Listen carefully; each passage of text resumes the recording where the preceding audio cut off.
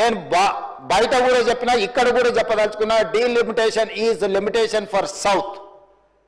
నియోజకవర్గాల పునర్విభజన అనేది రాజకీయంగా దక్షిణాది రాష్ట్రాలను నియంత్రించడానికి కేంద్ర ప్రభుత్వం వినియోగించుకుంటుంది.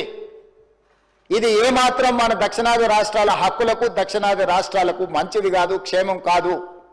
అందుకే ఈ సభ రాజకీయాలకు అతీతంగా తెలంగాణ రాష్ట్రంలో కూడా బట్టి విక్రమార్క గారు, అదేవిధంగా జానారెడ్డి గారు, కేశవరావు గారిని పెట్టి అన్ని రాజకీయ పార్టీలతోనే సంప్రదింపులు చేపట్టి అన్ని రాజకీయ పార్టీలను కూడా దక్షిణాది రాష్ట్రాల్లో ఉన్న, ముఖ్యంగా తెలంగాణ రాష్ట్రంలో ఉన్న అన్ని రాజకీయ పార్టీలను, ప్రజా సంఘాలను కూడగట్టుకొని తెలంగాణ రాష్ట్రం మొత్తం ఒకే మాట మీద ఉన్నారు, ఒకే బాటలో ఉన్నారు, నియోజకవర్గాల పునర్విభజనకు సంబంధించి అని కేంద్ర ప్రభుత్వాన్ని ఒక సందేశాన్ని పంపించాలనే ప్రయత్నం.